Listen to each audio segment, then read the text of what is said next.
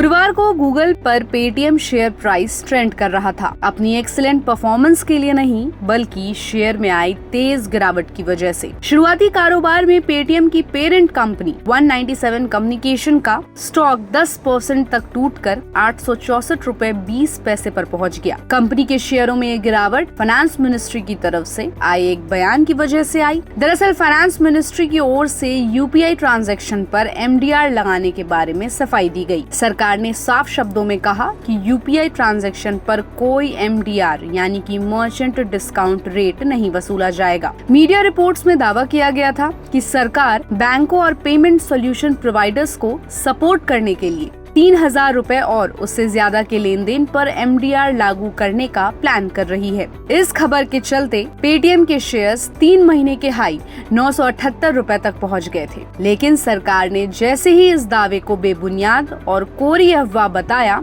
उसके बाद आज पेटीएम के शेयर्स बुरी तरह से गिर गए। कहा तो ये भी जा रहा है कि एमडीआर के लगने में देरी या न लगने की सूरत में 197 कम्युनिकेशंस कंपनी की फिस्कल ईयर 2026-27 की कोर प्रॉफिटेबिलिटी भी प्रभावित होगी।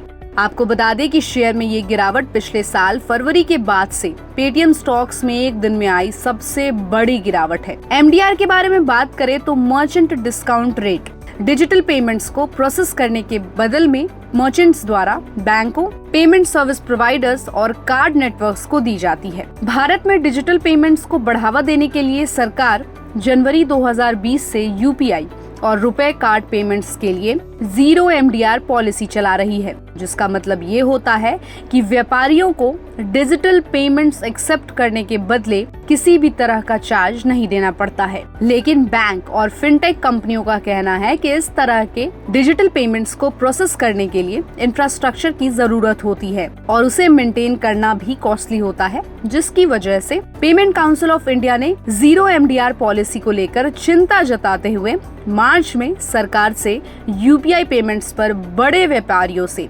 0.03% एमडीआर और रुपए डेबिट कार्ड्स के सभी ट्रांजैक्शंस के लिए नॉमिनल चार्जेस लेने का प्रपोजल दिया है। एमडीआर के जरिए पेटीएम जैसी कंपनियों को एडिशनल रेवेन्यू मिलता है, जिसकी वजह से सरकार के एमडीआर न लगाने के ऐलान से पेटीएम के शेयरों में गिरावट देखी गई। तो इस खबर के बारे में आपका क्या कहना है, कमेंट करके जरूर बताएं। साथ ही बिजनेस वर्ल्ड की हर अपडेट के लिए सब्सक्राइब करें गुड रिटर्न्स।